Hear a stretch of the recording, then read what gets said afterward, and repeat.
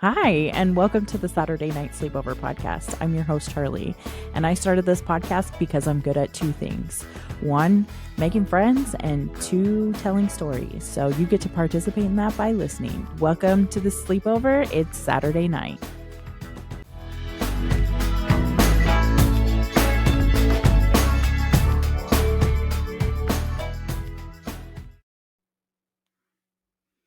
Hello, everyone, and welcome back to another episode of Saturday Night Sleepover. I'm your host, Charlie, and today we're doing the News Goes Girl Talk with Elena. Yes, I'm here, and we are physically together. We are physically together, and she's a baller. She's literally feeding her baby and recording a podcast at the same time. Can we just have a standing ovation? Yay! Thank you. Elena is who I want to be when I grow up. Thank you. I still don't know who I want to be when I grow up. Well, me neither then, I guess. But we're ready we've got lots of news today. Yes, we do. And I feel like this one, it felt like everything has been going super smoothly so far. Like usually whenever I get into this studio, I have 20 minutes of panicking and asking the librarians for help, and then they always so graciously help me. But this time I did it all by myself, and I feel very proud. Yes, we are slaying at life right now. Yes. The moons must be aligned. The moons have aligned, but last week it was like a chaotic, what did I say? Drinking from the fire hose of chaos. Yeah, that's what it was like for last week. But this week I feel much better about my life. So maybe something is moving on. Also, like an update from last news segment. I watched Anora on Hulu, and we were just talking about that right before we push record. So I was like, that'll be a good segue into the show. Yeah. I did see. No, never mind. That was Emmy news. Oh. Something about Conan and the Emmys, but I did see Conan will probably be doing the next Oscars, which I'm excited. I feel like he deserves that. Yeah. I agree. I think that's a good choice. But Anora, it was okay. I thought it was, if I was going to describe it, I would say it was like Pretty Woman, and had what is that show? Euphoria. Okay. Pretty Woman, Crazy Rich Asians had a Euphoria baby. That's what I would say it is. Interesting. Mm-hmm. Okay. Well, I'll probably like it then. Yeah. There were definitely some funny parts to it. The end, I didn't like. I liked it all the way until I was like, this is the end of the movie. What? But it's meant to make you think about things. All right. Yeah. Okay. Anyway, so that was a follow-up from last week. I'll put in a couple words maybe next time. Even though it'll be a little old, but that's okay. All right, so let's jump into what we have for today. So today we are recording is April 18th, and this comes out tomorrow, April 19th. And this is what we know today for these news stories. Yes. Today I wanted to start off with something that happened on March 15th with the Trump administration signing an executive order to start the Alien Enemies Act regarding the invasion of a Venezuelan gang called Tren de Arauga. So this is an 18th century law that the Supreme Court ruled is okay in a 5-4 ruling that the Trump administration can and has the authority to invoke this law. What this law does is, or what this executive order does, is it just kind of gives us the leeway to not give people due process and to deport them. This was used during Japan. I think we used it World War II era. Yeah, no, I think there was something to do with Japanese, but I don't want to be wrong. I think we've used it to harm with some of the harmful things that we've done to the Asian population, Chinese exclusion acts and stuff like that. I think around that time. Okay. They do have on our link that we'll have on there. it'll have more information that takes you straight to the White House and their explanation on it. So this had led to 300 people to be deported without due process to the El Salvadorian mega prison that's called CECOT. Uh, and we are paying $6 million to send people to this Salvadorian prison. The Trump administration has said that these are all criminals, typically people who are seen as MS-13, the Salvadoran gang, and this Tren de Arauga, which is a very deadly Venezuelan gang. Do you remember whenever there was like this Colorado, like Yeah, in something? Denver. Yes, and they were like, "Gosh, these gangs are just taking over all of the Apartment apartment complexes. complexes." This is that gang that Mhm. that they're saying. Um, so, and MS-13 has been notorious for being. I mean, the Salvadorian people have been granted TPS, a temporary protection, to because of how scary MS-13 is. If you ever meet older Salvadorian people, um, ask them how their time was there. I had worked with some people who told me really awful stories on what it was like when MS-13 used to just like they just took over towns and Yeah, would. like a military coup almost. Yes, yeah, but they're just don't look like what your average military people look like. MS-13 notoriously tattoos themselves a lot, which plays a role into a lot of these people's deportations. When ICE was grabbing and taking people off of the streets that they said were criminals, it was typically due to tattoos that they had on their bodies. Anything from crowns to numbers that people would say are affiliated to MS-13. Um, so in Latin culture, it's very looked down upon if you have tattoos, like it is in Japanese culture as well. You know, typically a sign of gang affiliation.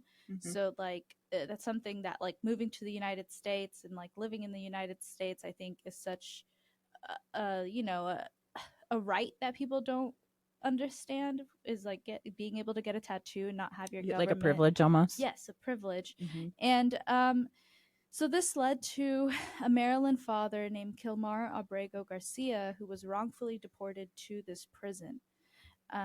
So back in 2019, a judge granted him a withholding of removal to El Salvador because when he was young, MS-13 was going after him. So they did find in his immigration court hearings that it would be dangerous for him to live in El Salvador. Okay. He has a U.S. citizen wife and has a child with her, and then they have two stepchildren. And so on March 12th, he was held by ICE, and they told him that he had gang ties, even though there were some reports of this. There was nothing actually charged for him, Mhm. and his immigration court hearings did rule that he did not have gang ties. How long has he lived in America? That's what I'm curious about. You know, Uh yeah, it had to been longer than 2019. That Yeah. is a good question. And I did not look into that.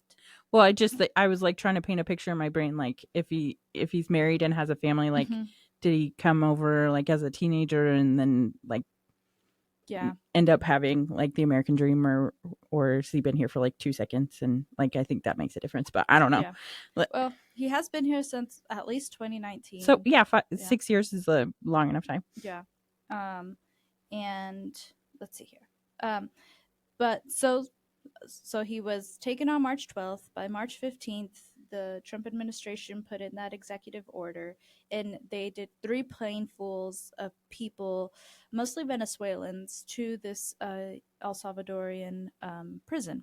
Mm-hmm. And well, the Trump administration also admitted that they had an administrative error when it came to the deportation of Kilmar. Mm-hmm. He wasn't supposed to be deported, Mm-hmm. and his wife and people are fighting for him to be brought back. Mm-hmm. And on April 10th, the Supreme Court ruled unanimously with a federal judge saying that the U.S. has to make the effort to try to bring back. Yeah. Mm-hmm.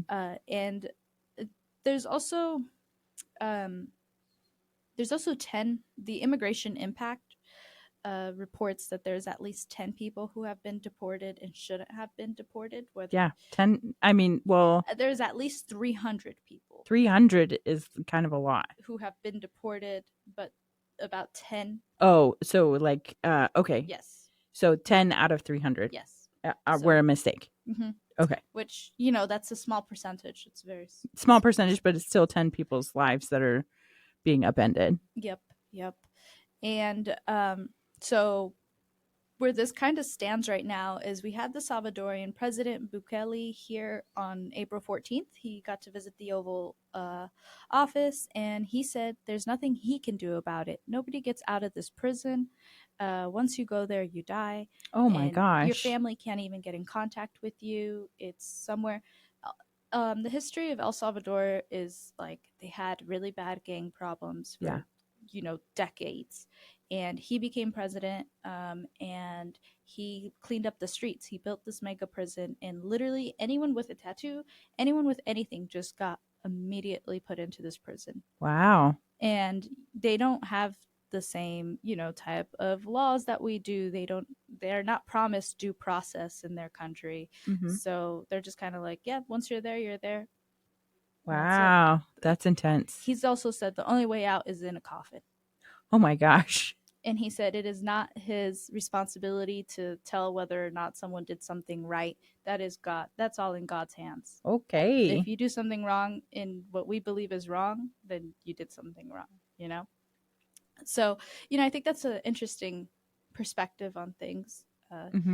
Well, the prisons in Venezuela or in Salvador? Salvador. Okay. But it's housing Venezuelan prisoners from the United States.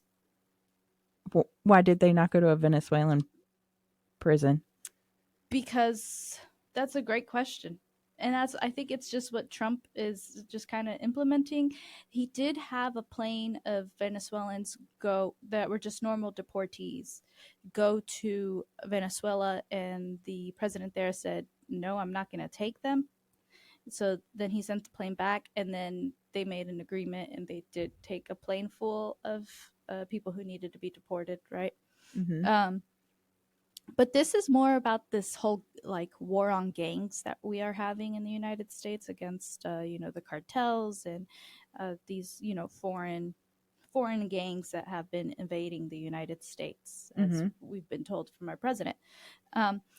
So it just has to do with that. And what's been happening is people are afraid because Trump has said that they are going to also just send people in the United States, Americans with long rap sheets, to this prison. Oh my gosh, why? And so whenever the Supreme Court ruled that, hey, you guys need to be doing something, El Salvador said, we don't adhere to your laws. Your Supreme Court means nothing to us. Oh my gosh. Which is true. Why are we going to go into a different country and say, well, I mean, I guess that is a good point. There's nothing that they have to do, but it's a very weird situation. I suppose we do have Navy SEALs. If the Supreme Court really wanted to, I guess they could say that the president would have to send a team in and get him out, I guess. The problem that I see with that is that he's not a U.S. citizen. Oh, yeah, that's right. He is not a U.S. citizen. And I think that's where it's kind of like muddied waters, but he did have protection under the United States. Well, how did he? But he is going through the process because the immigration system sucks. Yeah. So, he was still going through the process. And on top of that, it seems that he did hit his wife back in 2021, but she's gone on record saying we've worked through these things, we've gone through therapy, these are part of relationships, unfortunately, so the Trump administration is still painting him in a bad picture, and they have even said in a press conference hearing on April 17th, which was just yesterday, that even if he were to come back to the United States, he would be immediately deported back. Oh my goodness. Because he does not deserve to be here. They still are saying that he is part of a gang. And it's just kind of like a he said, she said type of thing. And because the Supreme Court didn't necessarily say he needs to be brought back immediately, and it is part of the Trump administration to bring him back, they are saying, like, the Supreme Court sided with us. Even though that's, it's just kind of like taking Yeah, the it's super parts. vague. Yes. So it's just very interesting. A lot of people feel like Trump is defying the Supreme Court of the United States. And what does this mean about Supreme Court, Yeah. and presidential powers, and Well, I feel like, I don't know, just as like a everyday citizen, like I feel like at least one with a uterus in the last 10 years. Yeah. Like the Supreme Court of the United States, it just doesn't seem to, whatever it rules doesn't seem to have the same punch as it once did. Ever since they overturned like Roe v. Wade, in my opinion. No, I remember Roe v. Wade being overturned it was a flip. Yeah. I feel like that was one thing where when they overturned it, then it was all of a sudden it's like, well, I guess we can overturn just about anything, it feels like now. Yeah. And so it's like even now, like they're going to El Salvador and saying you have to give this guy back, and they're like, we just don't care what you have to say. It's like, well, I don't know, maybe that I'm just painting it with a doom brush, but I'm like, do we even have anything that works anymore? Yeah, because I feel like, well, whenever it comes to politics and international law, there's things that make your country look powerful. Yeah. And by not being able to go to a country that's could be seen as a third world country, could be seen as, I mean, they were gang torn, right? Like, yeah. And not even having power there just kind of, it throws things off, right? It's like, oh, where does the US fall now? And there are some lawsuits. This is all going by very quickly. That's why I put the timeline in here. It's happening very fast. Everything is still fresh. Which, for anything happening with the federal government happening fast, it's kind of crazy. Maybe Elon has made it more efficient. Yeah. Just kidding. He's like, that was a bad joke. All of these people. Maybe. No. A senator. A lot of people thought that Kilmar was dead, because they were like, well, they're not letting us see him, talk to him. It's been almost a month. And finally, a Maryland Senator, Chris Van Hollen, was able to, he posted a picture sitting with him. Okay. So he flew to El Salvador. Okay. To go see him and to check on him, because he was like, but I thought you couldn't go to the prison. Like, you couldn't he couldn't. They denied him. But Republicans and Republican influencers too have been inside of the prison. Pam Bondi went into the prison. Oh, okay. It's only whoever they like, I guess. Okay. So there have been U.S. People who work for the United States government who have gone to the prison and take these pictures with all these men with bald heads. Okay. Yes. It's very confusing. It is very confusing, and it's like a lot of back and forth. You don't want to point fingers. Yeah. But also it is what we're seeing happen. Yeah. But they were able to, he did not get to go into the prison. They're pictured in like a restaurant setting. It's very strange. Okay. Kilmar's got a hat on and like people clothing on.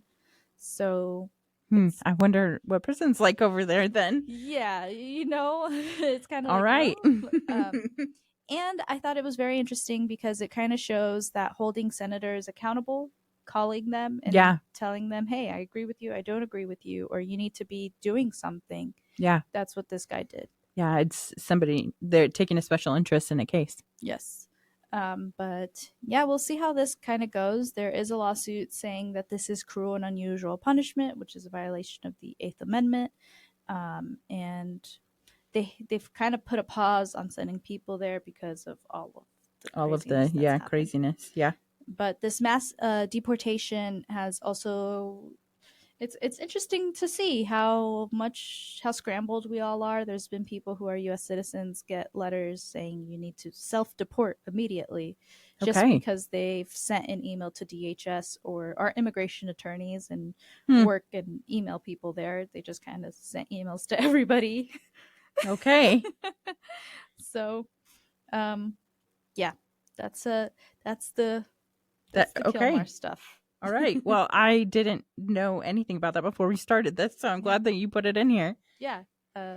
Yeah, so hopefully it'll be good news next time we update on that. Yeah, or we'll have at least know more about like it. Right now it feels very foggy, like it's happening so quickly, like nobody even knows what's going on. Yeah. So maybe we'll have more time to like deconstruct exactly what's That's been true. happening. But also, I think as an American, it does not seem like it's the best thing to send people to a prison that is not in our country. That sounds very strange to me. Yeah, well, I mean that, and it's not like our prison system. Maybe they've got it going on because apparently prison inmates are allowed to go to restaurants there. You're like, yeah, how did he No. get there? How did he get there? I don't know. I don't know what it's like there. I shouldn't speak on that. But I feel like prison system here is not. Yeah. It doesn't work. No. Yeah. And that prison's not like that at all. If you look at the pictures and stuff, you're kind of that's why it's very confusing. It's like, okay, so they set something up and at least he's alive. Yeah. And proof of life has been found. Mm-hmm. So, and then another major thing is if you haven't noticed, things are going to start to go up, or maybe they won't, or maybe they will, or maybe they won't. The economy is in flux right now. Yes. It's volatile. Yeah. Yeah. That is a great word to describe it. But in early April, we saw how much they could go down if potential tariffs do start to go as planned. Mm-hmm. Trump keeps putting a pause on them for a couple weeks, a week, 90 days, or just agrees with other countries. But there is a standard 10% with most countries. Yes. And he has now threatened to triple the Chinese tariff from 54% to 145%. Wow. That's a lot. That is a lot. And China has been fighting back too. They've cut off what they're bringing, what they're exporting to the United States. Mm-hmm. And I feel like naturally it will just end up getting exported to other countries and then to America by way of those other countries. Yes. Which is what China says a lot of high-end people do. Mm-hmm. Right? Where, I don't know, what's a brand that you used to like die over for as a kid? Oh man, I was homeschooled. I don't know if this is a good question for me. I remember everybody was really excited about like Aeropostale. Okay, perfect. So so people would. China said, "Listen, we make Aeropostale clothing, and we just send it to, let's just say Aeropostale is made in Europe or U.S. Right? We just send it to the U.S. and so they could add their little logos and finish up a couple touches, and then sell it to you for 100% more. Yeah, than what they exactly. So, and this is kind of how people are saying China is fighting against this without fighting directly to our government, is by letting consumers know that they can buy directly with them. Yeah. So that moves on to the next thing that we had on our list, which I did a little bit of research on this, and by a little bit of research, I read an article on it. So there are videos on TikTok that are gaining millions of views of Chinese manufacturers offering to sell direct to consumer because of U.S. tariffs. So high-end brands like Lululemon and Birkin are being highlighted in these videos, and manufacturers are exposing that goods can be made for a fraction of what they're being sold for in the U.S. based on their TikTok videos. They're showing like Lululemon leggings can be manufactured for like $5 or $6. They're being like $150. That's how much they're being sold for in America. So they're like, hey, you could buy like 10 of these and pay for shipping yourself. You don't need Lululemon to do this for you anymore, basically, in their TikTok videos. And so and they're not on Instagram, because whenever I wanted to tell you about it, I was like, I'm going to see if they have any on Instagram, because Charlie is not a TikTok user. And so And then I found them on Twitter or X and Yeah. sent them to you. I'm also not a Twitter user, but it let me see it. Yeah, I was surprised by that.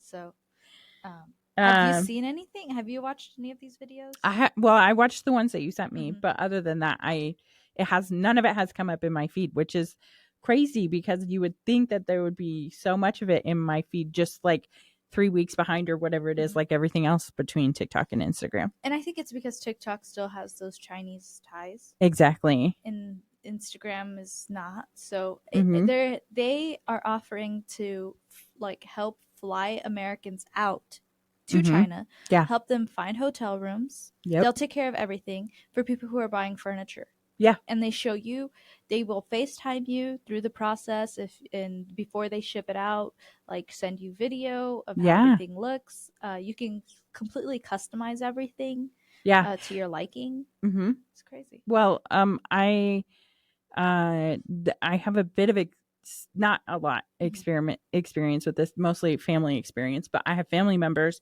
who have lived in China for a really long time. And like when my other family members go to visit them, you can go and get things like customized, like you can go get like a suit made, custom made to your body for like $50 or something. And it would be like a $800 suit in America. Yeah. And so like it sounds like they're just trying to commercialize the experience that like my family has already had, like No. And it's I think it is I've always believed in USA made.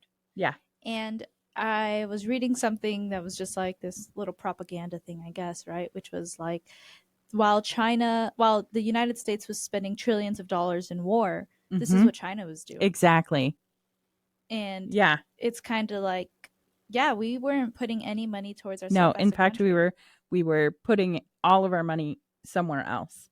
And so all of these corporations found out that it was cheaper to send that labor over to overseas. So like it goes even to the point of like I've known people in the agricultural business where they have pig farms, and it is cheaper for them as pig farmers to slaughter the animals on site, send them over to China for processing, and then send them back to America for back. And that's the way it's been done. And that's insane. It's insane because then the food is like way older. Yeah. And it's not as fresh. And that is how ingrained this is in American culture. And people just don't even understand. I would say that's something over the past like 50, 60 years. Yeah, because exactly. We used to have at least a couple things that were ours. Yep. And a large like part US of steel. Yeah, steel and cars, and then just like a bunch of those things. And that's something that Trump was planning to do with the tariffs. Yeah. And there was this interesting video that was on TikTok about this is what the United States did. They wanted cheap labor, so they came to us, and now they're trying to sell you, oh, well, we need to have manufacturing jobs here that'll only be temporarily, because then they're gonna cut you guys off again, like they've done it to you guys before, and come back to us. Yeah. So which was I think is sad. Yeah. And it's like maybe we do need to suffer and regroup, look at ourselves in the mirror, and realize nobody wants to do these jobs. Yeah. And it's okay that China's doing some of these jobs, because people know where to buy US made stuff, and if they really want to, they will do that. Exactly. If it is important to you, you can do that.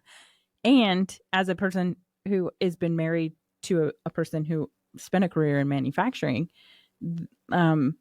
they still, even the manufacturing that is here, it's only one part of it, and then it still gets shipped over to other places. And that's what I was gonna say. Small businesses, so even though it's like you're helping someone locally, and they do as much as they can US made, they're still getting small parts here and there that are coming from overseas. I wonder, like, I'm not an economist. I am a podcaster. But like, is there a way that we can all just get along? Like, why can we not just get along? Because we're a capitalistic society. You're right. You're right. You're right. We've gone over this in multiple I know. podcasts I know. already. I know. I know. Every time we hit the news, it's because, oh, well, capitalism. Well, I read a book about it, similar to this too, on like topics where it talks about how much the military industrial complex in America has shaped how our money is even made, or what Americans do with the money. And it's not even like American citizens and what they do with their money. It's federal institutions and how the money is being spent in your name as a citizen, and people are just blind to it. They don't know how much money we're actually, because it's like impossible to comprehend how much money is being spent on. And locally, Fort Smith has the F-35 fighter jets. Yeah. And that was a major thing, because you get people from all of our allies, who want fighter jets to start to come and visit us for that. So and there's just lots of money going into that. But it'll be, I hope that we can have a shift to where we are making more U.S. stuff. Hi, Siri. Yes, Siri decided. Good morning.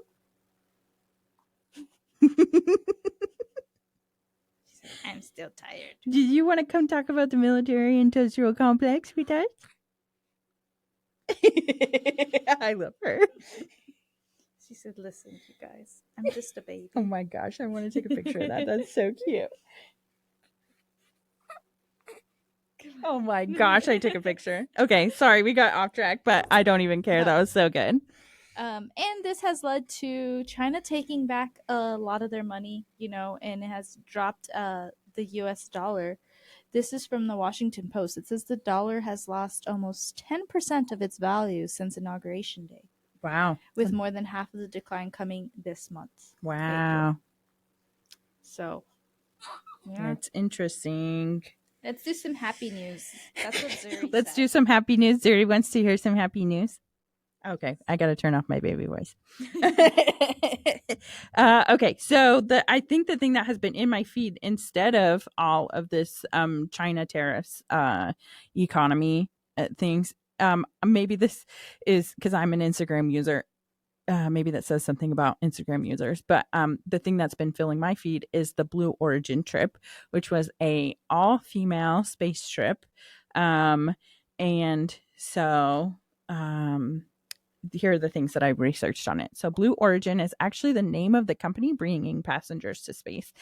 Originally, whenever I saw all this stuff in my feed, I thought that it was like the name of the mission, but it's the name of the company. So according to their website, they've had 31 successful missions to space as of April 14th, which was the day that the ladies went into space.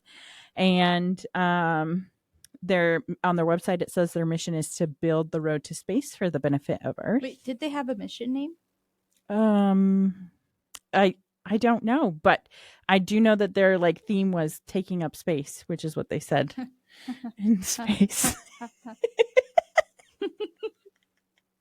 And then the female trip lasted 11 minutes. And so there have been a lot of videos of like Katy Perry with a daisy, and she's kind of come off as almost like ditzy or blonde, I guess is a term. But and people have been making fun of her for it in some of the content that I've seen. But when I read the reason why she had the daisy, it made me be like, oh, I see why she did that. So she has a daughter named Daisy, and so she brought it into space as like to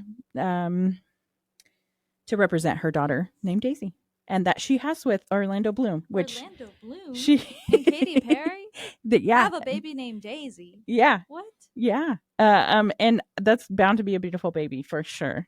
And then who else was on there? They had Gail King, Aisha Bao. I know Jeff Bezos' fiance or whatever. Oh, I didn't know she was on there. Mm-hmm. So how many? They had 1, 2, 3, 4, 5, 6. Oh yeah, Lauren Sanchez, that's her name, who is a helicopter pilot. Very cool. I saw somewhere in one of the content that it costs $11 million. How that's not that much. That's not that much for someone who has a lot of money. Who for all 6 of these women? I mean, they all. Well, maybe not. Maybe $11 million per person. Oh, per person? Yeah. Oh, I thought it was like total. No. I was like, oh yeah, they all paid like $2 million. Like, that's not that bad. Yeah, it's like getting an Airbnb with your friends. Yeah, exactly. You just split it out in space. So they paid. Yeah, they paid. I kind of think that like maybe with hi Siri, with the way that internet content is made, and I have a theory that maybe some people got breaks on their pricing because they wanted someone famous that everybody would know, so that they could for marketing purposes. It's like how those people who own makeup brands like get all these influencers to go on a nice little trip. Yeah. But this one was only 11 minutes and just right above the earth. Yeah. Without just right above Earth without gravity. Yeah. Just right on that. I wish instead of they should have said defying gravity instead of taking up space. That would have been so much better. Yeah. Can we get Cynthia Erivo up there? Yeah. And Ariana Grande. Then they could sing while they're up there. Yeah. And they can have their props up there. Yeah. Wait. Yes. But one of the great parts about this was Katy Perry kissing the ground. Oh yes, as soon as she got out, which the a lot of my content has turned to this is a fake mission, because they were able to open the door from the inside, which I neither know or don't know. But what I suspect is that they came down to Earth and then they shot them getting out of the pod because the pod was way too clean. Yeah. But that leads to my theory of like marketing. Yeah, I didn't even think about how clean it was. Yeah, you're right. Because like every other one that comes back, you expect it to like be burned and scorched and stuff, but it was like perfectly white. So I think maybe possibly they did go up into space, but then when they came back down, they got into a perfectly sculpted one.